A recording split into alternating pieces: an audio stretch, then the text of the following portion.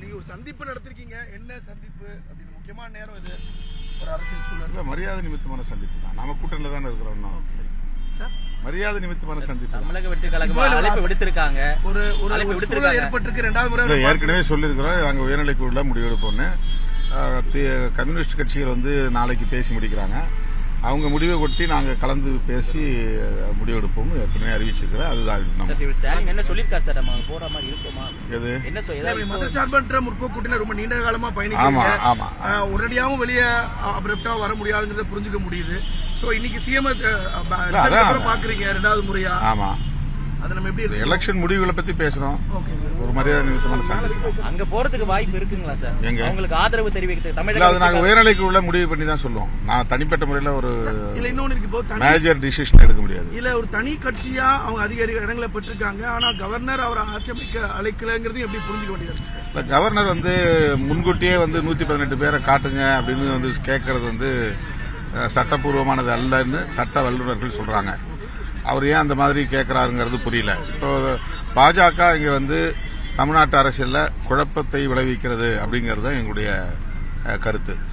ஒரு largest party, பெரிய கட்சி, அவங்கள வந்து ஃப்ளோரில் போய் உங்களுடைய பெரும்பான்மையை நிரூபிக்கணும்னு தான் சொல்லணுமே தவிர முன்கூட்டியே என்கிட்ட காட்டுங்க அப்படின்னு சொல்றதுங்கிறது இதுவரையிலும் அப்படி மரபு இல்லைங்கிறது தான்.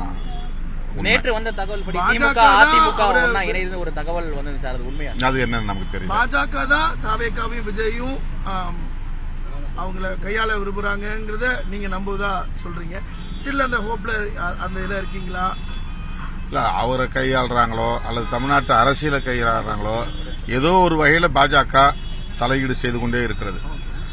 கவர்னருடைய நடவடிக்கைகள் அது உறுதிப்படுத்துகிறது. இப்போ கவர்னர் மூலமா ஒரு நெருக்கடி கொடுக்கறதும் அது ஒரு அரசியலமைப்புக்கு எதிரானதுதானே பார்க்க வேண்டியது. கட்டாயமா அவர் வந்து காங்கிரஸ் வந்து ஆதரவு பெற்றது. திமுக கூட்டணியில் இடம்பெற்றுள்ள இடதுசாரிகள், விடுதலை சிறுத்தைகள் மற்றும் இந்திய யூனியன் முஸ்லீம் லீக் போன்ற கட்சிகளுக்கு ஆதரவு கேட்டு கடிதம் எழுதியிருப்பது, இதுவெல்லாம் வந்து பாஜகவுக்கு ஆத்திரத்தை மூட்டியிருக்க வாய்ப்பு இருக்கிறது. அதனால விஜய்க்கு வந்து இந்த மாதிரியான நெருக்கடியை தருகிறார்கள் என்று நாங்கள் நம்புகிறோம். உங்களுடைய முடிவு நாளைக்கு எதிர்பார்க்கலாம். ஆமா, நாளைக்கு. என்னைக்கு கூட்டம் அந்த கூட்டத்துல தான் முடிவு பண்ணுவோம். நாளைக்கு என்ன அறிவிக்கல.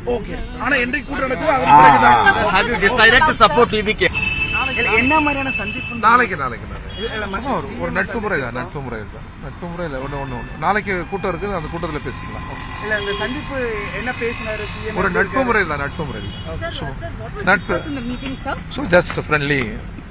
Is it on the Yes. Just no. Okay. Tomorrow morning we will. Tomorrow morning, sir. Tomorrow morning. Play store மற்றும் ஆப் ஸ்டோரில் இருந்து பாலிமர் செயலியை QR கோடு மூலம் பதிவிறக்கம் செய்யுங்கள். செய்திகளை உடனுக்குடன் பெறுங்கள்.